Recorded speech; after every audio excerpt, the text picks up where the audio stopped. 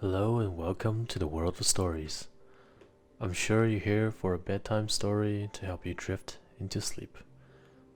And so, let's begin.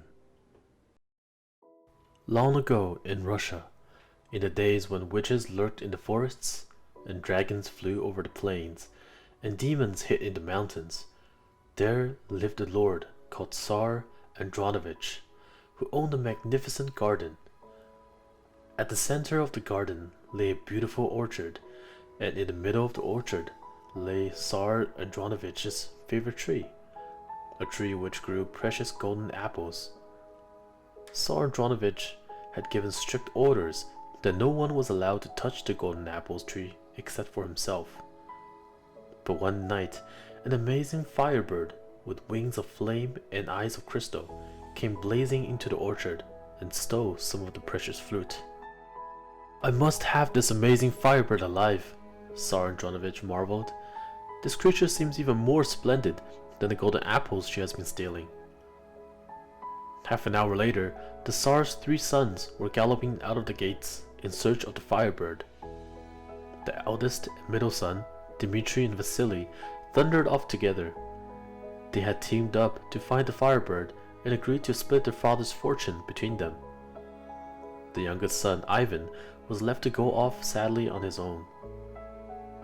Ivan rode for 3 days and nights without any idea of where he was going and without seeing any sign of the Firebird. His food and water began to run low and his horse was exhausted.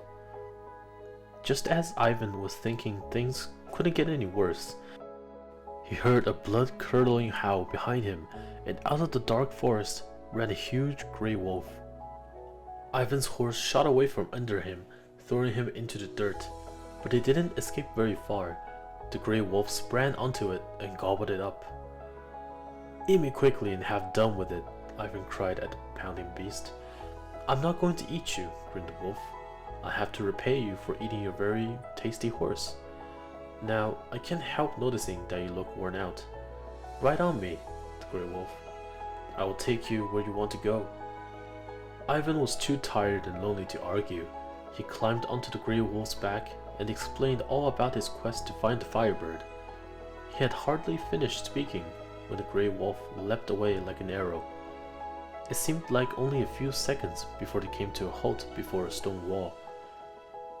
"Ivan, climb over this wall and you will see the Firebird in a golden cage," the wolf explained. "Take the Firebird, but whatever you do not steal the golden cage." Trembling, Ivan clambered over the wall and found himself in the courtyard below. Hanging from a tree in the middle was a golden cage with a Firebird inside, just as the wolf had said. Ivan crept up to the leafy bough, opened the jeweled door and drew out the beautiful Firebird. To his great surprise, she didn't flap or cry out or make any fuss at all. Thought Ivan to himself, "I really need the cage as well, or else where am I gonna go to keep the Firebird?" He reached up into the leaves and unhooked the cage. At that very moment, ear-splitting alarm bells began to ring, and guards rushed into the courtyard from all sides. They roughly dragged Ivan off to see their master, the Tsar Dolmat. "You must pay dearly for trying to steal my precious Firebird," boomed Tsar Dolmat, his face dark with anger. Then he rubbed his beard and thought for a second. "Unless," he added, "you go to the end of the earth and bring me the horse with the golden mane. If you can do this, I will give you the Firebird with pleasure." Ivan crept back to the grey wolf, hanging his head in shame, but his friend simply said, "Ride on me, the grey wolf, and I will take you where you want to go." The grey wolf sprang away to the ends of the earth, faster than the wind. It seemed like only a couple of minutes before they came to a stop outside some stables. "Ivan, go into these stables and take the horse with the golden mane," the wolf told him. "But whatever you do not steal its golden bridle." Cautiously, Ivan edged into the stables, crept up to the horse with the golden mane, and began to lead it out of the stable. Thought Ivan as he looked at his golden bridle hanging on the wall. "I really need the bridle as well, or else how am I going to ride the horse? The moment he lifted down the bridle, a clanging peal of bells broke the silence. Soldiers dashed into the stable and hauled Ivan away to see their master, the Tsar of France. "You must pay dearly for trying to steal my wonderful horse with the golden mane," raged Tsar of France, shaking with fury. "Unless," he added, "you go to the other side of the world and bring me Tasha the Beautiful to be my bride. If you can do this, I'll gladly give you the horse with the golden mane." Ivan could hardly bring himself to tell the Grey Wolf that he had disobeyed him a second time, but when the wolf saw Ivan returning empty-handed, he simply said, "Ride on me, the Grey Wolf, and I will take you where you want to go." Ivan jumped onto the Grey Wolf and he sped away to the other side of the world as quickly as lightning. It seemed like only an hour or so before they drew up outside a glorious palace. "Ivan, this time I am going to be the one who goes inside, and you're going to be the one who waits," said the wolf, and he sprang over the palace wall with one mighty bound. Ivan hardly had time to draw breath before the wolf came over again, this time with Tasha the Beautiful tossed onto his back. Ivan leapt onto the wolf's back, and they were off through the air like a shooting star. By the time the three arrived back at Tsar of France's home, the Grey Wolf was highly surprised to find Ivan weeping bitterly.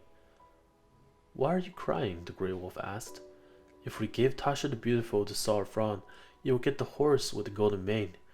If we give the horse with the golden mane to Tsar de Mott, you will get the Firebird. If we give the Firebird to Tsar Andronovich, your father, you will get all the wealth he possesses." "But I have fallen in love with Tasha," Ivan protested, "and she has fallen in love with me." The Grey Wolf looked at Tasha the Beautiful, and she nodded sadly, biting her lip. "Oh, very well," sighed the Grey Wolf.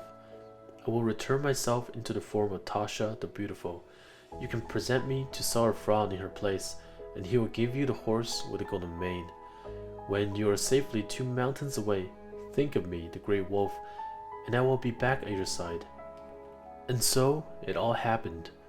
Tsar of France was tricked, and soon Ivan was once again mounted on the Grey Wolf, while his sweetheart Tasha the Beautiful rode prettily on the horse with the golden mane. As they drew near the villa of Tsar de Mott, Ivan sighed a deep sigh. "O Great Wolf," he began, "I would so like to keep this horse with the golden mane. Would you turn into the form of the horse as you disguised yourself as Tasha before?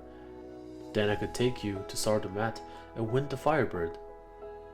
When I am safely 2 forests away, I will think of you, and you will return by my side." The Grey Wolf looked at Ivan and bowed slightly. "For you, I will do this," said the wolf gruffly. And so it all came to pass. Tsar de Mott was tricked, and Ivan was once again mounted on the Grey Wolf, while his sweetheart Tasha the Beautiful rode prettily on a horse with the golden mane and carried the Firebird. By and by, the companions came to the very spot where the Great Wolf had set upon Ivan's horse and eaten it. Then it was the Great Wolf's turn to sigh a deep sigh. "Well, Ivan, here I took a horse from you, and here I now return you with another horse, and a beautiful bride, and a Firebird too. You no longer need me, and I must go." And the wolf lopped off into the woods and was gone. Ivan and Tasha went on their way in sadness, weeping for their lost friend. When they were very nearly back home at Tsar Andronovich's house, they stopped to rest and sank into an exhausted sleep. Even the Firebird was so sound asleep that she didn't notice 2 figures come creeping out of the shadows. It was Dmitri and Vasily, who had returned from their travels empty-handed and were enraged to find their little brother not only with the Firebird, but also with Tasha the Beautiful.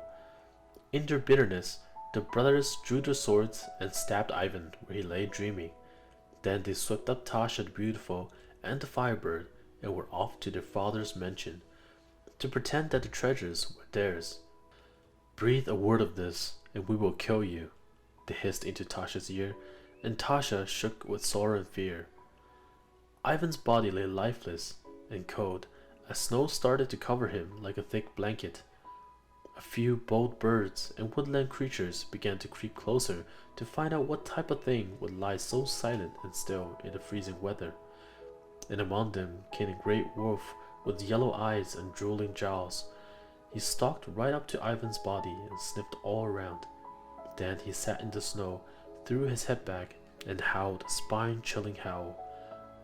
Slowly and gently, the wolf began to lick the wound in Ivan's chest. And suddenly, Ivan sat up and began to shiver. "What am I doing sleeping in this snowstorm?" he asked the grey wolf. "Ride on me," the grey wolf came to gruff voice, "and I will take you where you want to go." "Home," whispered Ivan into his friend's ear. "I want to go home." And no sooner had he finished saying the words than they were there. Of course, when Tsar Andronovich learned the truth, he threw the wicked Dmitri and Vasily in a dungeon where they belonged. Ivan and Tasha the Beautiful were married. Ivan rode his faithful grey wolf to the wedding ceremony, and Tasha arrived on a horse with a golden mane.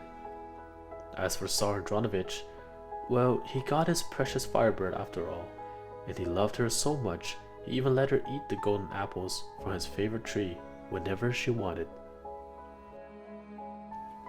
That's it for tonight. Thank you for listening. Have a great night. Please like and subscribe if you like my contents. I shall update daily and continue with my best efforts. Good night.